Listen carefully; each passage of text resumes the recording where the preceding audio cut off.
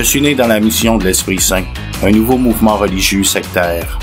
Par chance, mes parents m'en sortirent vers l'âge de 5 ans.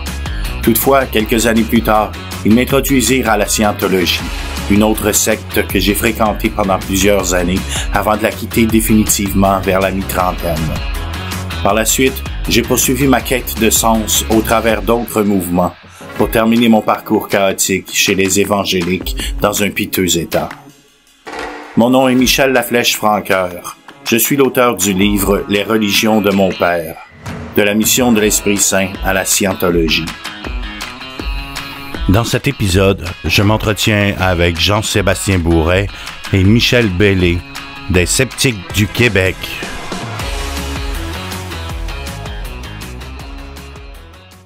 Ce que je dis, c'est un peu les red flags, les drapeaux rouges. Si une idéologie te dit, regarde, il faut que tu sois avec les purs, ceux qui pensent exactement telle façon, il faut que tu te tiennes avec ces gens-là. Les autres, les autres influences, qu'ils soient des personnes ou des sources d'information, tu ne peux pas être en contact avec ces personnes-là qui pensent différemment. Il faut que tu sois juste avec des gens qui adhèrent au message, à l'idéologie X, Y, Z, et les autres, c'est le mal, le diable, etc.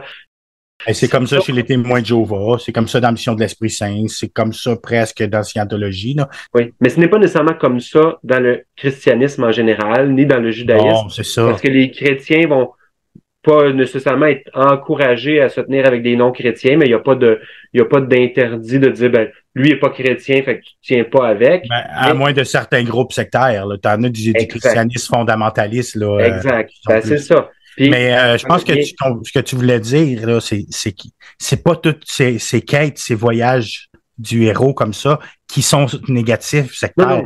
Non. Qui retirent beaucoup du chemin de Compostelle, là. Je voulais juste dire que ça peut être utilisé. Comme ces patterns-là, c'est un pattern récurrent qui est dans notre culture, qui va rentrer dans notre inconscient de beaucoup de gens.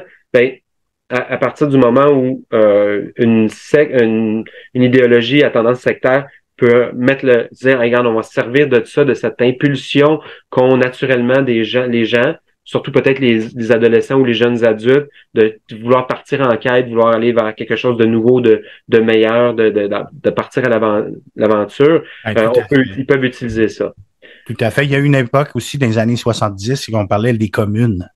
Il y avait des communes à l'extérieur des villes, puis les hippies se ramassaient là, puis ça avait un côté sectaire, et puis il y en avait certains endroits où les dérives étaient plus agressifs, tu sais, puis c'est pas obligé d'être religieux. Il y a certaines communes qui ont été non, définitivement pas. C'est pas obligé d'être religieux. Il y a des groupes politiques là qui sont sectaires au bout, puis que le leader a une emprise terrible sur les membres, là.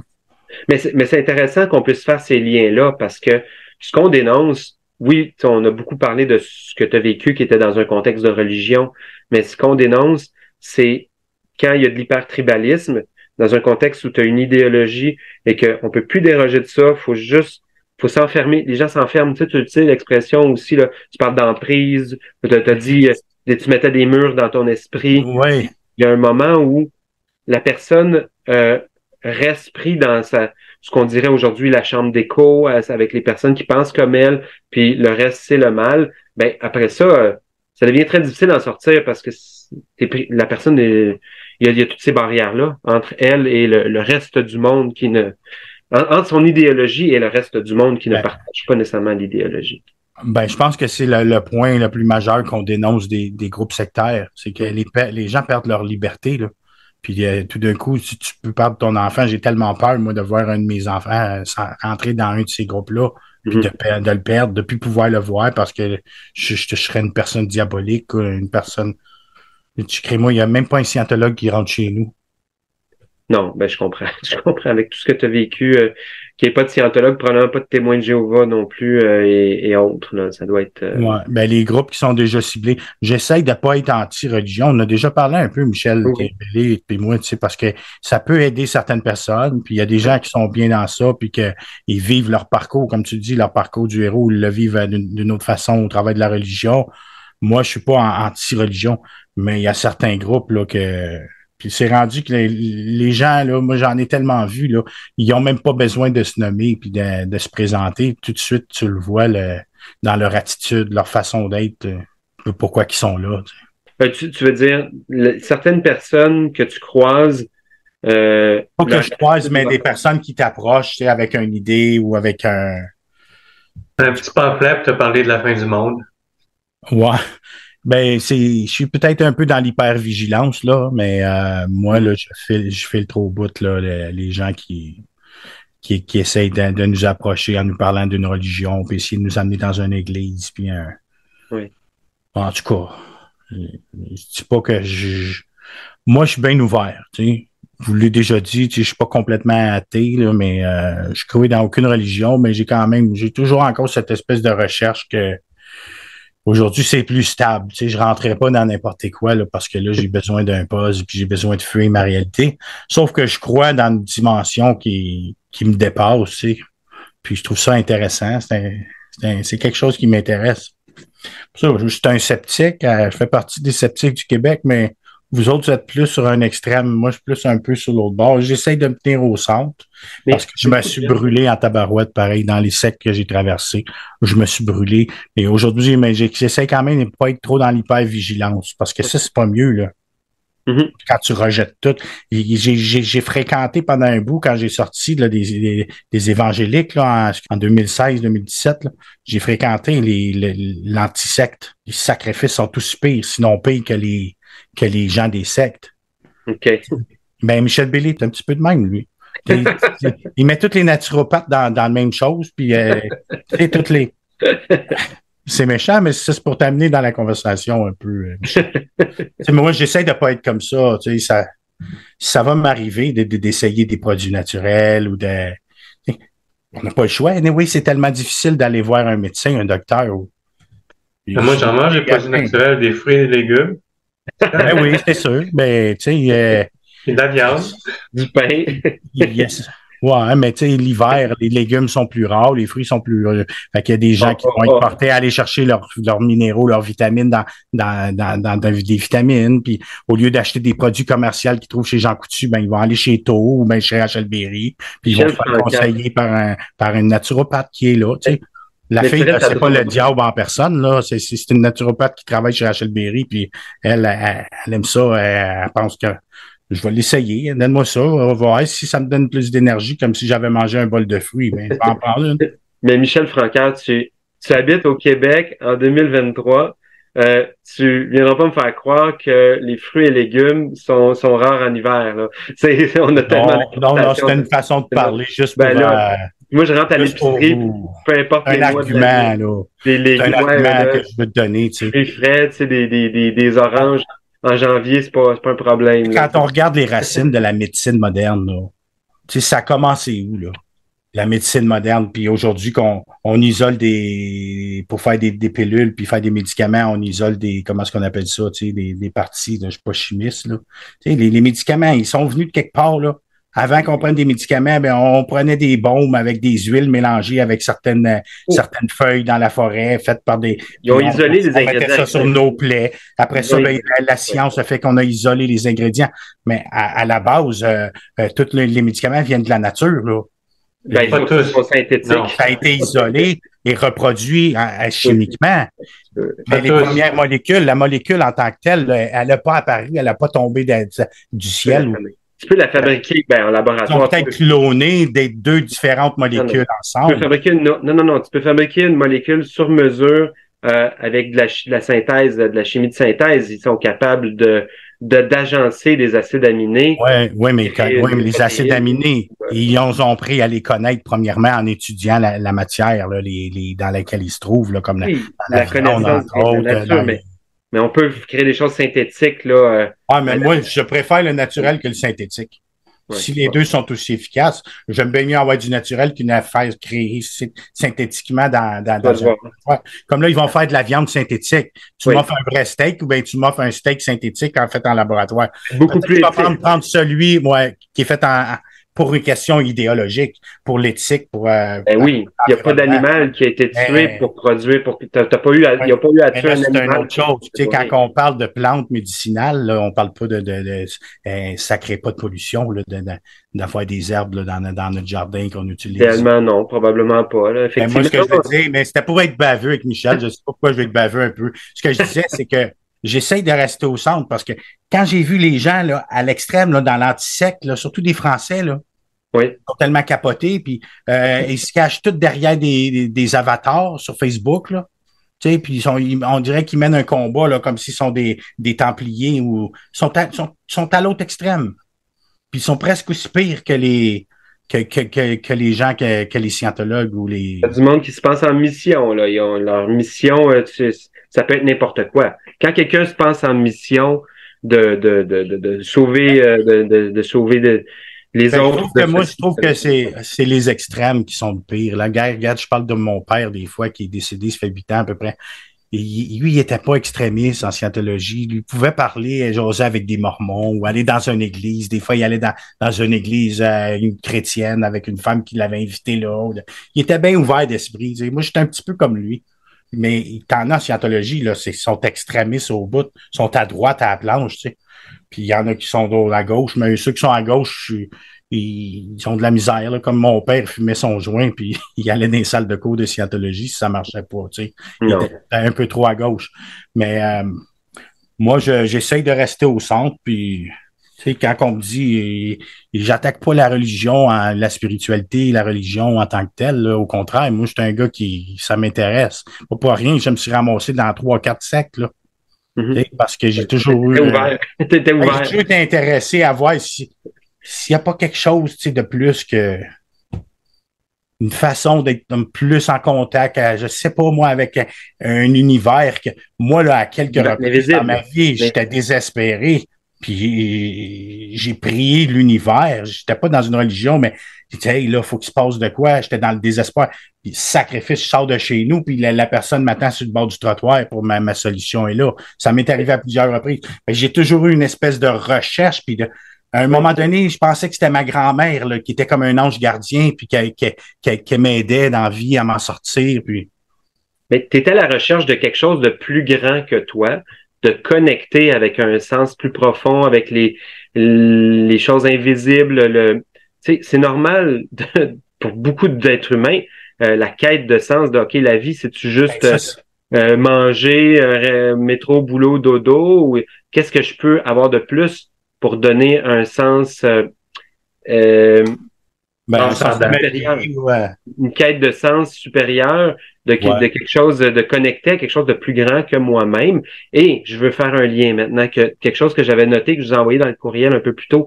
En général, les religions nous promettent des choses pour après notre mort. Que si on a une vie bonne, selon les critères de telle ou telle religion, on va avoir accès à la résurrection ou à la réincarnation ou à un karma. Il y a quelque chose qui va se passer après notre mort. Ainsi, c'est donc ce qui fait en sorte que c'est invérifiable et c'est aussi pas les personnes qui te le promettent, les gens de cette religion-là, les prêtres, hein, au sens large, là, les leaders. Les leaders, c'est pas eux qui ont à te le livrer. Ils disent, après ta mort, si tu mets une vie selon selon tel principe, tu suis telle règle, ben après ta mort, ben tu as accès au paradis. Mais c'est pas eux qui te donnent la clé du paradis, ben ils te donnent les principes, ils disent quoi faire. Mais après ça, c'est pas eux qui te livrent le paradis. Et c'est invérifiable, c'est après ta mort. Donc, une fois que quelqu'un est mort, est-ce qu'il a eu accès au paradis ou pas? Personne ne le sait. Tu sais, ceux qui croient que oui, ils vont dire ben oui, t'es au paradis, voyons, ça c'est sûr. Puis un autre qui croit pas à ça dit ben je pense pas là. Donc, mais la scientologie, pour faire un exemple, on va pouvoir parler des autres aussi. La scientologie te promet quelque chose de ton vivant, de te libérer de tes pensées, de devenir une personne plus forte, plus en harmonie, plus heureuse, plus puissante. Ils te promettent quelque chose que s'ils te livrent pas, ça va se ressentir sur les fidèles. Et c'est pour ça que Ron Hubbard, selon moi, selon nos conversations, il changeait toujours le goalpost. Fait qu'en français, ça serait ben là, c'est pas OT3, c'est OT4, là, il y a un autre, il rajoutait toujours, il éloignait toujours le but, il te rajoutait des épreuves parce qu'il sait bien que si tu l'atteins, puis que là, tu dis, ben là, je me sens pas un dieu, je me sens pas si libéré. Exactement. Fait qu'il créait toujours, ah oui, mais il y a une autre sorte de bébite à s'occuper, puis là, des petites bébites là qu'il faut que tu... Les body titans. Body titans. Les titans, c'est des esprits qui s'aggrappent à ton corps puis qui veulent prendre ton corps parce qu'ils sont perdus. Ils viennent d'un autre univers, on les a envoyés sur la planète Terre, puis ils sont perdus. Puis là, t'en as des milliers de ces petits êtres-là qui s'agrippent à ton corps pour prendre possession de ton corps, mais ils sont comme perdus. Puis il faut que tu leur donnes de la thérapie pour leur expliquer que ton corps est pas disponible, qu'ils peuvent pas, pour qu'ils s'en aillent paisiblement. Tu sais, je sais pas trop qu'est-ce qu'on doit leur raconter. En tout cas, ça mais c'est toujours un danger. Là, je voulais en parler de façon plus large. C'est toujours un danger pour une organisation religieuse ou un chef religieux d'annoncer des choses vérifiables. La fin du monde pour telle date. Ou quand tu vas faire telle chose, quand tu vas faire telle épreuve, tu vas monter le pont, mais là, tu vas être rendu de telle manière. Mais là, c'est que ça démontre si ça se produit pas, la promesse ou l'annonce, la prédiction qu'ils ont faite. OK, tu vas donner au T4, au T5, puis tu vas te sentir de telle manière. La personne est comme, non, je me sens pas de telle manière, je suis pas capable de flotter au-dessus de mon lit, je suis pas capable de partir dans d'autres univers. C'est quoi le problème, là? La recette, j'ai appliqué la recette, ça fonctionne pas, tu sais. Donc, c'est un grand risque pour toute religion ou organisation de style religieux de promettre des choses que tu vas pouvoir constater de ton vivant, que tu vas pouvoir vivre. Oui, si on regarde par exemple la religion catholique, ils promettent aussi des choses de ton vivant, là. Il dit si tu pries, ça va t'aider, puis ça va changer les choses autour de toi, puis à un moment donné, ce pourquoi tu pries va finir par se réaliser. Fait que t'as des prophéties autoréalisatrices qui se font aussi, même dans des religions très très très grandes comme le catholicisme. Fait que c'est pas juste les sectes. C'est sûr que les sectes vont aller un peu plus au niveau du bonheur sur Terre et tout, mais même dans les religions, si tu as un cancer, il y a bien des gens qui pensent qu'en priant, ça va aider la guérison, et que s'ils se font opérer en priant, ben ça va aider encore plus. OK. Définitivement, mais c'est des groupes qui sont plus sectaires. Pas nécessairement, non. Non, regarde comme Benny Hinn ou ici à Montréal, Alberto Carbone, là, qui fait des soirées de guérison. Oui, mais t'as pas besoin d'aller aussi loin. Benny Hinn. Va dans les groupes protestants. Les groupes protestants sont très croyants en la prière. Pour eux autres, la prière va faire des miracles. Ouais, mais là, ça veut dire que tu considères pas le groupe dont tu parles comme sectaire. Moi, je considère ce groupe-là.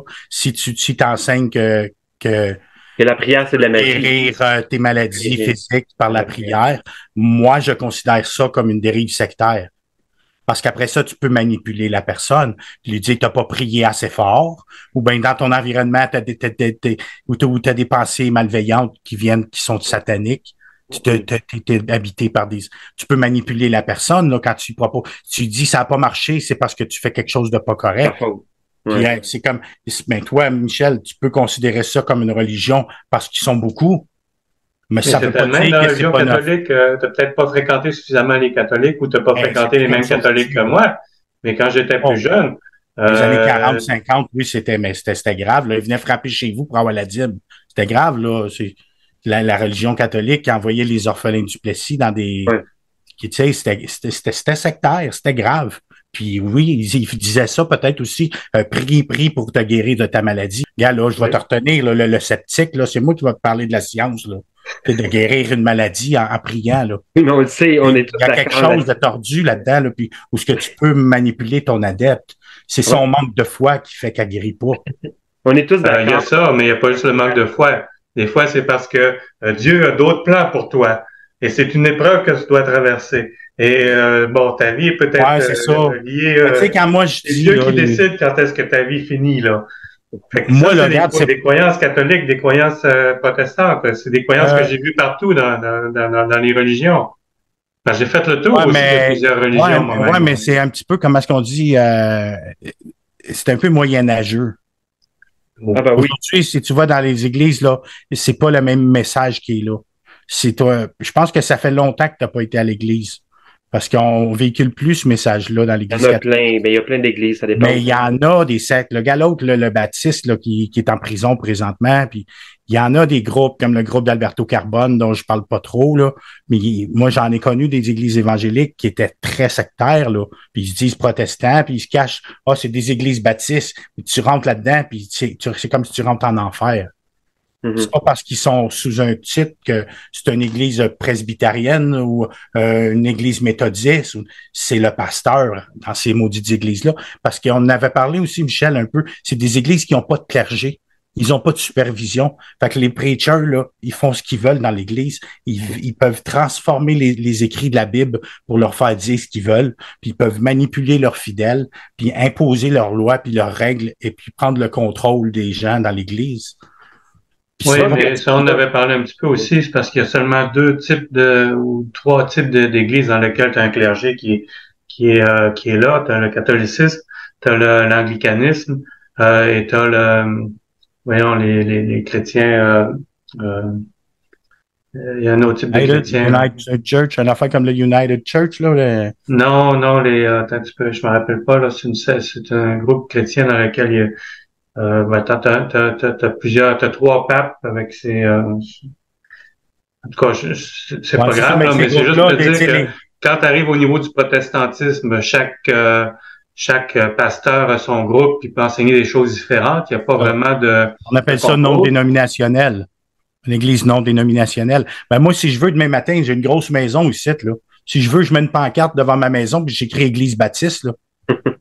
Puis je me mets un lutrin avec une Bible, puis je commence à faire de la prédication, inviter du monde. Je vais être une église baptiste, là. Ben, je peux pas faire ça si je suis une église catholique. Je peux pas écrire. Non, tu peux le faire si t'es protestant, tu peux le faire si t'es musulman, tu peux le faire si t'es hindouiste, tu peux même le faire si t'es bouddhiste. Ouais, ben, sûrement, c'est ça. C'est parce que moi, la façon que j'essaie de me tenir au milieu, comme je te disais tout à l'heure par rapport à la religion, c'est que je veux cibler les dérives chez la personne, les dérives sectaires qui sont enseignées puis qui sont mis de l'avant dans l'Église, les moyens de contrôler les gens, les moyens de mettre les gens sous pression par rapport à la dîme. Est-ce qu'ils sont investis dans l'Église? Est-ce qu'ils participent à mettre des conditions pour qu'ils puissent faire partie de l'Église? Et puis, moi, c'est ça que je cible, c'est les dérives. Peu importe qu'ils soient 100 millions aux États-Unis ou, tu sais, l'Église évangélique, là, est très, très puissante, là, en Indonésie, dans ces places-là. Mais t'as des sectes, là, t'as des pasteurs, là, qui sont vraiment, très, très tordus, là, qui sont chefs d'une église évangélique. Le nombre d'adeptes est clairement pas un bon indicateur de la dangerosité d'une idéologie. On peut pas dire, parce qu'il y a beaucoup de monde qui croit à ça, ça doit être correct, ou parce que peu de gens qui croient à ça, ben là, peut-être celle-là est plus dangereuse. Moi, je pense qu'on peut s'entendre tous les trois pour dire que c'est pas un bon point de repère, là. Tu sais, le nombre d'adeptes,